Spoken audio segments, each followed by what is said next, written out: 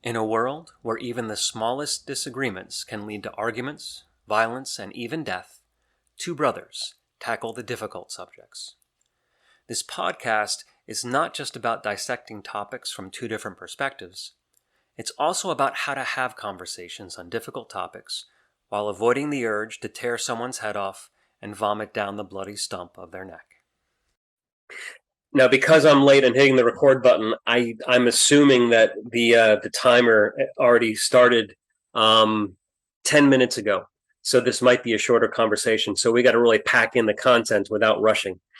But to lay out the groundwork one more time, the conversation is going to expand a little bit from where we had teased where that it was going to go into more of a broad concept of the basis for government, and looking at it as if we were starting from scratch, as if we were you could even think of it like we're Jefferson and Hamilton and all the others that are trying to decide how are we going to form this country and what's going to be the basis for it.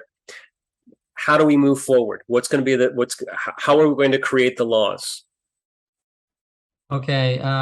Yeah, the two concepts I would think of is Jefferson's concepts of, well, which I guess he kind of adapted from other people, but life, liberty, and the pursuit of happiness. So the role of government should be to ensure that we all have those rights intact.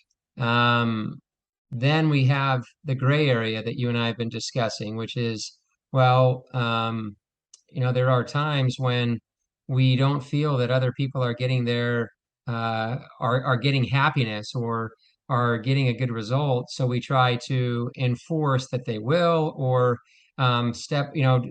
just to give one example would be student loan debt forgiveness, where we might say, well, listen, these people are struggling. We want them to get ahead. They haven't had as many opportunities, which is why they still have student loan debt. So let's take some money from wealthy people and give it to somebody else. But that is, that's doing more than what a libertarian would say is the role of government. It's not just ensuring that people have the right to pursue those things, but it's trying to ensure that they get it to the degree that we feel is appropriate. The other concept, and that I think speaks to this issue and to a lot of the issues facing our country today, is a quote from Milton Friedman, where he says, "A society that puts equality before freedom will get neither. A society that puts freedom before equality will get a high degree of both." And so the idea of libertarianism is, if government can step back and allow people to pursue what they want to pursue, then people will, if they seek it, if they choose to get it, then they will achieve success and have the opportunity to get life, liberty, and the pursuit of happiness. You and I have talked a number of times about the difficulty is when we get into areas like, let's take, for example, healthcare. People many times make poor choices about smoking, drinking. I mean, we know where the big causes of healthcare expenses and the healthcare issues in our country comes from mainly alcohol, drugs, cigarettes, and obesity. And so does the government step in and say, hey, listen, if you do this stuff, we're going to, you're going to end up with bad results. You're going to get cancer sooner. You're going to get heavier. There's all sorts of heart disease and other diabetes issues that you're going to have. So do they step in and ensure that people make better decisions, or do they step back and leave people with the freedom to make their own choices and seek after what they really want? A libertarian would say, yeah, they allow those people to make poor choices. But even a libertarian has to admit that, for example, these people that make those poor choices, they're gonna require expenditures that are probably going to fall on the rest of us. So somebody that ends up with diabetes, not all those people that end up with diabetes, heart disease, or these other diseases that are to a great extent avoidable, that cost, especially when we expand the healthcare system, is going to fall on other people. Yeah. So what is the government's role there? That's what I think what we're talking about. And I think a more immediate example of the same thing is the helmet law. In Pennsylvania, there's no helmet law. Now, motorcycle accidents, especially when there's no helmet involved, often involve great injury, including brain injury. and that is one, if you choose not to wear a helmet, well, not only you're putting your life in danger, but you're putting the rest of the population on the hook for covering your costs, as an invalid, as someone with a traumatic brain injury. And so does the government have a role in requiring you to wear a helmet? Now, they left it up to the states to decide, just as they did with the seatbelts. Most of the states decided that there is a benefit to requiring seatbelts, and that we all benefit by a decrease in costs of insurance and other things, and so it's worth it. Are they right? Well, I think a libertarian might have to have that similar debate. And I don't know if these two parties are exact opposites when we talk about creating these laws, but I think that perhaps you have the libertarians trying to minimize government involvement in our lives. And I'm sure there's some particular branch of within the liberal or the Democratic Party that's going to fall on the other end of it. That's going to say we need the government to protect us and to ensure equality and whatever other components that are going to are going to assist in us being one big happy family. And for those that are not going to toe the line, well, the government's going to come in and slap your wrist and force you to do it. And so, where does that balance lie between a very a nanny state and the Wild West? And maybe those aren't the furthest examples, but I think that kind of, I guess, illustrates the range. Yeah, and I think it would be important if I were Hamilton or Jefferson or any of these guys, to take a look or to think hard about, um, many times it's easy to say, well, listen, I don't want to wear a helmet, and I think it's going to cost other people, or sorry, I want to wear a helmet. I don't mind wearing a helmet, and I think other people shouldn't mind it either. And I don't think the costs are going to be excessive if people don't, so we should force them to do it. But anytime we think about those laws, we should think about how we're going to be affected in other areas. So, for example, one that I brought up with you in the past is alcohol. I mean, alcohol, we tried to outlaw it, it didn't work very well. But alcohol, I don't think we give enough credence to the idea that how dangerous and how many negative effects there are to our society because of alcohol. Because most people that drink it say, well, listen, as long as you drink it in moderation, then it's okay. But how many families have suffered from child abuse, spousal abuse? How many people have died in car accidents? There was a murder here in Nehalem just a couple of months ago where a guy, one guy owed another guy $800. They got upset about a few other different things.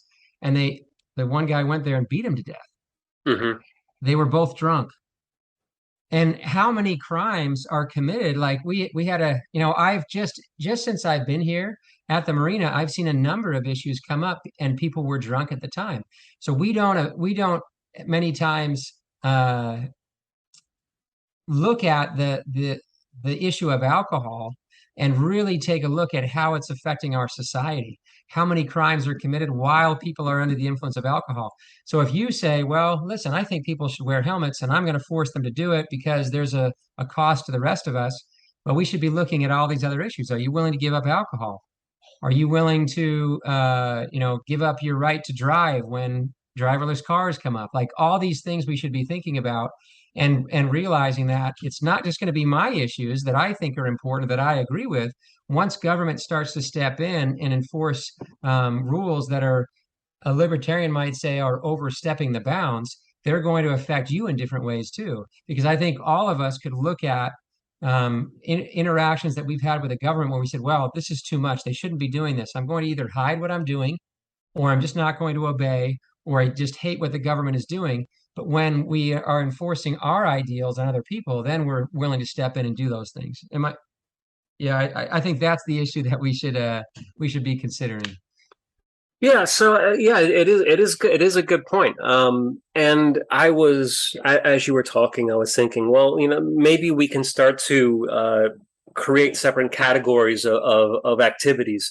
Maybe if we compare, let's say, the helmet laws and the seatbelt laws. Is the next step going to be to outlaw dangerous hobbies like rock climbing and skydiving because there's too many risks? And maybe there's a formula that can be applied, like with speed limits. Maybe you raise the speed limits to a certain point, and there starts to be a change in fatality rates, and so then we can sort of figure it out.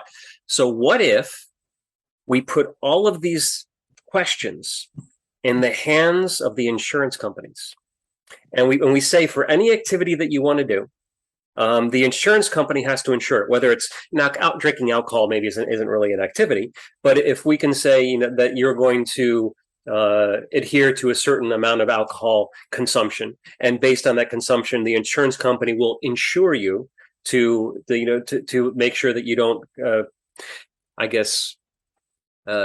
cause any harm. And so for any activity, you're going to be required now to carry some sort of insurance. If you're going to go occasionally skydiving, you're going to have to carry some insurance there. So the more risk you want to take, the more insurance you're going to have to cover the potential dangers that go along with that. Now, of course, some of these dangers are really to yourself. Skydiving is a great example.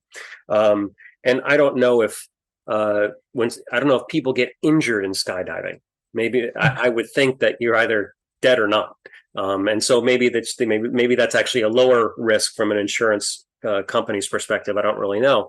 But if they're life insurance. What's that? Life insurance. Yeah. You got to take care of your family if you have one. But if they have to take a look at it and consider the risk, the consequences of that risk, and the cost associated with the consequences of that risk, and then we can kind of work it out. And that's kind of a market solution, isn't it? In some sense it is, but there's a lot of enforcement there. Yeah. I mean, to my mind, a simpler solution would be to say people can make the choices that they want, and we will help people when something goes wrong with a basic, small social safety net. So, for people that, little children that, their parents can't care for them, those are the people we should take care of. The people that get some debilitating disease that they are just born with, or was unforeseen or something like that, those are the people we should take care of. The rest, I think we should say, we'll give you a very little. We're gonna take you're not gonna get the best health care. I'm sorry. But if you've smoked your whole life, you're not gonna get the best health care. We'll even help you on your way out and give you all the drugs you need to be kind of an easy transition. Or, we'll try to give some basic health care to those people and try to make drugs affordable, and so that they can get access to those drugs if possible. But we should just say it's a basic social safety net. It just becomes, I mean, I can't imagine that every time I wanted to do some activity, I had to get it insured. I'm going kayaking, I'm going, jumping off of a cliff here in the area, and does somebody come and say, "Hey, you don't have insurance for this?" "Oh, I didn't. The office was closed. We just decided to go last minute." We climbed the Grand Teton. Are we just getting insurance for it? It doesn't sound like freedom to me. And and I think that is and anytime we have that enforcement, when we broaden the scope of government and say they're going to be controlling how we handle these different activities, then I get nervous for a couple of reasons. Or for a number of reasons. The cost is going to be really high. I think we're losing freedom, and once we lose freedom, then those are the rights we're talking about: life, liberty. That's one of the main rights that we're talking about. And I think the government does a poor job of this stuff anyways. We've talked about a number of examples that they have drastically affected, how we live in this society in a terrible way. And many times, just briefly, because I can see that you want to get something in, but even these things that we talk about, well, listen, the seatbelt laws were great, the speed limit laws were great. They were, and I'm not going to say there wasn't a place for them, but many times we act as if there weren't seatbelt laws, then nothing else would have happened. Like, without this, then we'd all be driving around, bouncing around in our cars and dying. Like, no, probably a lot of people would have used seatbelts anyway. Maybe car companies would have come up with other ways to keep us safe. They chose that one, and it worked out pretty well. I'm not going to say it didn't. because I think seatbelts have saved lives and saved made cars much safer. But it's not like good things wouldn't have happened anyway if we had been left to our own devices in that case, if that makes sense. I will acknowledge that my lifestyle insurance is not totally clean yet. I need to work on it. I need to refine some of the edges, but I'll come back to you on that one. Not a bad. It is kind of a market-driven approach. Not a bad. It's not the worst idea ever. Yeah, and maybe it's not like activity specific, but the insurance company might sit down with you and say, "What sort of things have you done over the last year?" And based on your propensity for risk taking, that they rate you for the next year. I don't know.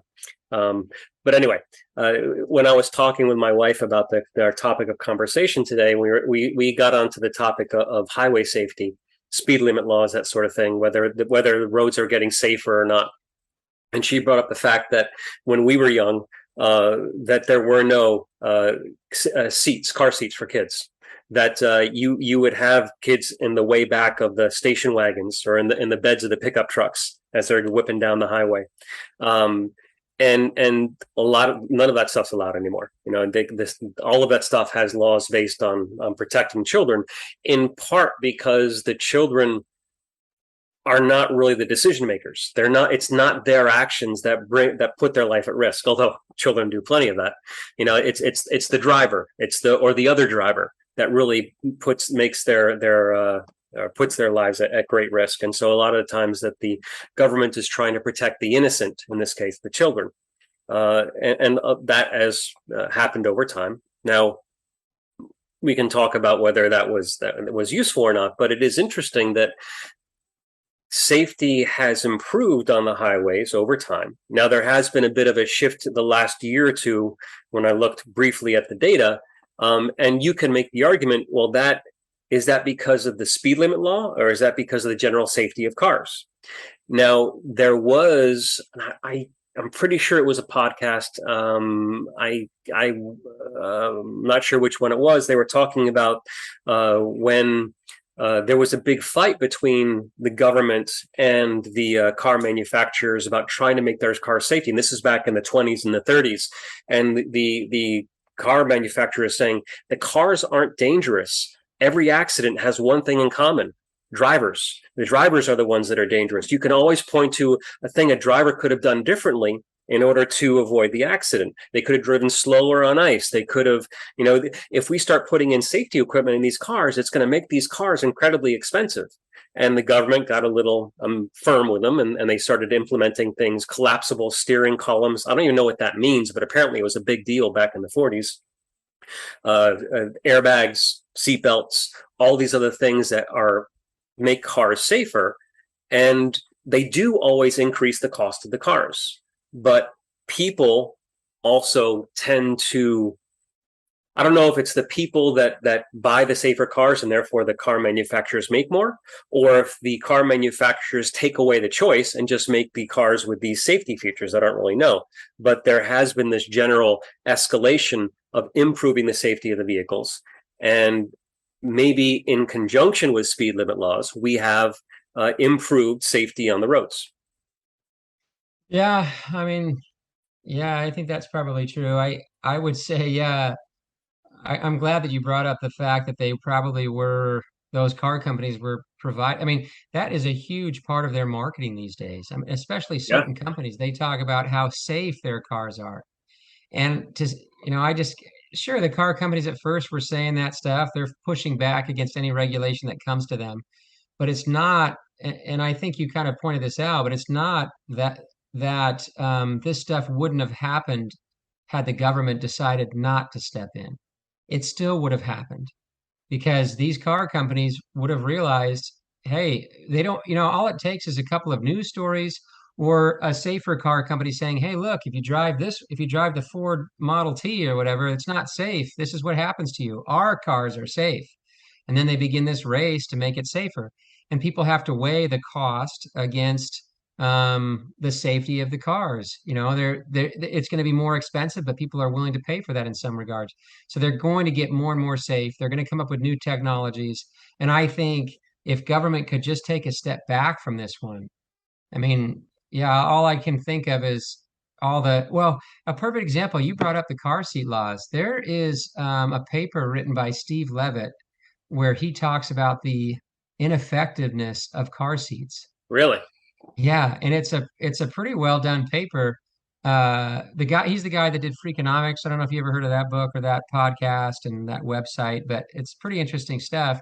But one of his earliest papers that kind of gained him some fame or notoriety, however you want to look at it, was a paper where he talked about the fact that the deaths as a result of kids being in regular adult seatbelts was not that different from the car seats. And this was, 15 years ago or so. So who knows, maybe they've gotten better. But we were spending these, millions and billions of dollars on all these car seats, all this regulation, all this stepping in from the government, and it just wasn't doing any good. And that's an example of, it's just kind of a waste of money. Who cares? We were trying, I guess. But I could give a lot of other examples where government stepping in actually caused more issues and caused more death and caused more waste. And so for me, I like the freedom, and not just because I want to be, I don't know, live free or die type of a guy, but because, I think we should have those choices to, that's one of the things that our founding fathers talked about, was one of our ideals. And as Milton Friedman said, I wholeheartedly believe in the idea that if we put freedom first, we're going to get much more equality because people can seek after what they want and they don't have this restrictive, I loved the example you gave of that guy trying to send medicine to different people in Africa. You did that on the recorded portion of this one, No, I right? didn't. No. Yeah. Oh, you should tell that story again because I think that's a great example of government having regulation, and there might be all these unintended consequences. Yeah, it is an interesting story. The man had worked out a way to use drones to provide medicine in Africa to these doctors that were hard to get to. They couldn't keep refrigerators full of the medication for long periods of time because they wouldn't need it very often and they would often expire. So they found it more effective that when a doctor needed it, they would put it on a drone, send the drone out, and they had a solution of getting the drones back as well. And so the entrepreneur was trying to implement the same sort of system here in the US. Now we don't have as much isolation, but there are places that it can be difficult to get to and that might need some very particular medication that wasn't commonly needed in the area. But he was having a really hard time getting the approval because we already had the FAA and a lot of the laws and rules about airspace and how these machines move around in the air. In Africa, those rules didn't exist. It was still a new industry. Although they have airplanes, of course, it's not as set in stone. We've had airplanes in the air for 100 years, and so he was having a really hard time because of the existing infrastructure. I guess infrastructure is not the right word. The existing rules and regulations they didn't have to fight when he was in Africa. And so, yeah, existing systems can often impede growth or improvement. And also to talk about, I want to, before I move on to another topic, I was curious to get your opinion on. Is there anything that you wanted to follow up on that? Yeah, just briefly, I think that's the argument that you and I would have about the FDA and the drug approval process. That, for example, when these new drugs are coming out, maybe they can cure cancer, maybe they can, they can do all sorts of things, and they're eventually going to save lives.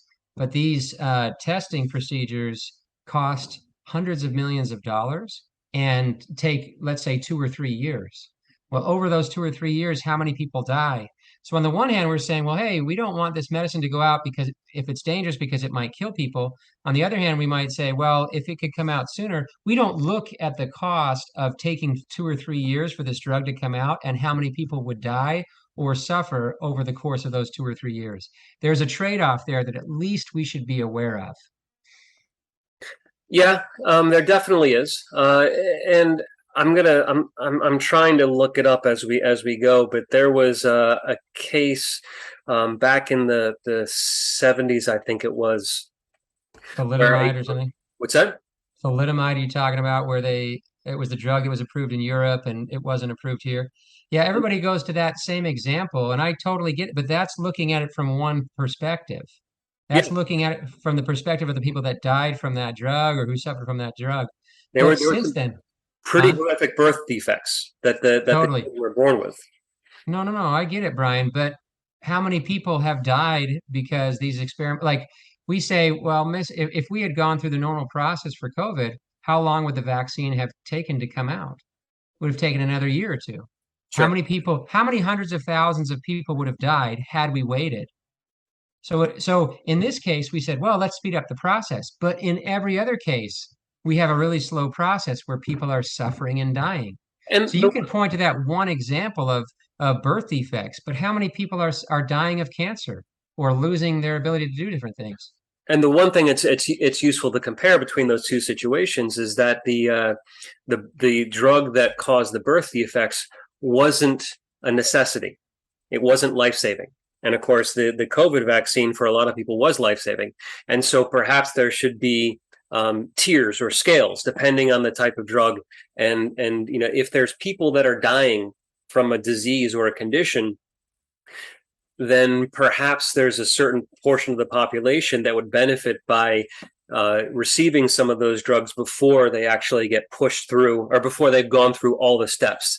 And maybe for something that's not quite as life necessary, we can take more time to ensure the efficacy before it's being given to people. Or But why not just say, hey, if you want to take it, you can. It's not proven yet. It um, hasn't been fully tested, well, and then people, they can take it or they can not take it, whatever they want to do. when a friend of mine was going through chemo treatments for cancer, and he would receive these 7-page listings of possible side effects, and ultimately he was considering the side effects to dying of cancer. And so you can go through every single one, but if it really doesn't, I mean, you could be bleeding your eyes out, but you're not dead potentially. But cancer is going to kill you.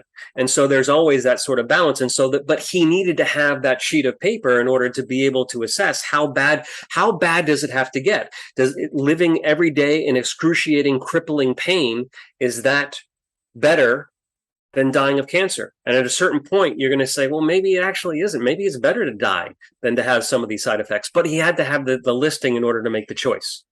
And without knowing what the side effects are, people can't actually make the choice. Yeah, they can. They can say, hey, we don't know. This one is in the early stages here. If you want to take a chance, you want to shoot for the moon, go shoot for the moon. You can give them that information. We don't have all the side effects yet because it hasn't gone through all the testing. I guarantee that if you had given people the option to take the vaccine in March of 2020, that you would have had people to do it. And you could have begun trials with them. People would have done that. They would have taken the chance. So yeah, no, yeah, they don't need that long list. If we have the long list, sure, give it to them. Otherwise, just give them whatever information we have and say, hey, listen, you're suffering. You're not going to last 4 weeks or 8 weeks with this cancer. You want to take a chance with this one? We don't know what the side effects are. Sure, I'll take a chance. I got 8 weeks. Why not? Give the people the option to do whatever they want. That's freedom. And I think that works best in the long run.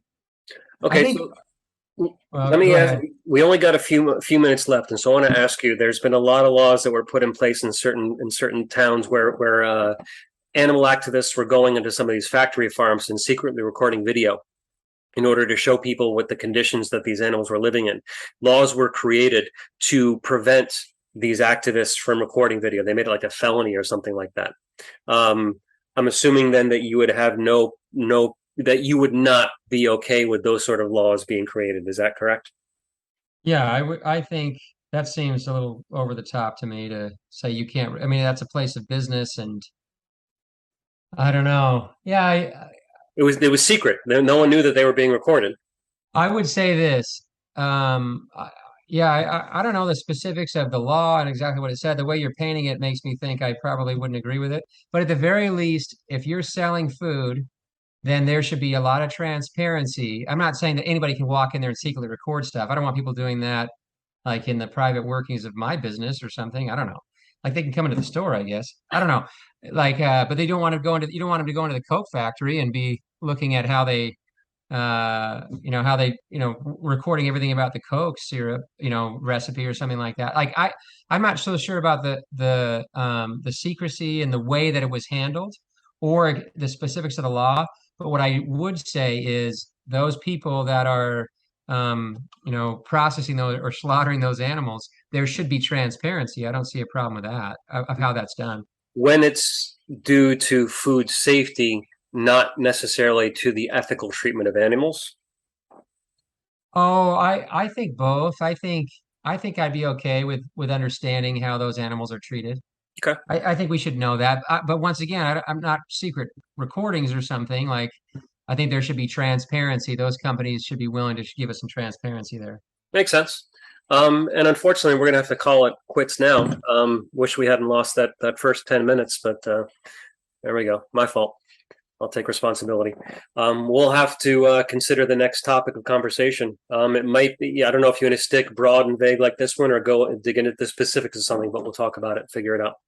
Okay. Thanks, Brian. Talk to you later, Colin. Bye. We hope you learned something in this episode of Brother versus Brother, a podcast about difficult conversations. We also hope that you enjoyed it enough to subscribe to the podcast. You can help us by spreading the word. Share this episode on your favorite social media so that others will have an opportunity to experience it as well. You can also support us by donating through Patreon. This information and more can be found on our website, broconvo.com, and on our various social media accounts. Thank you.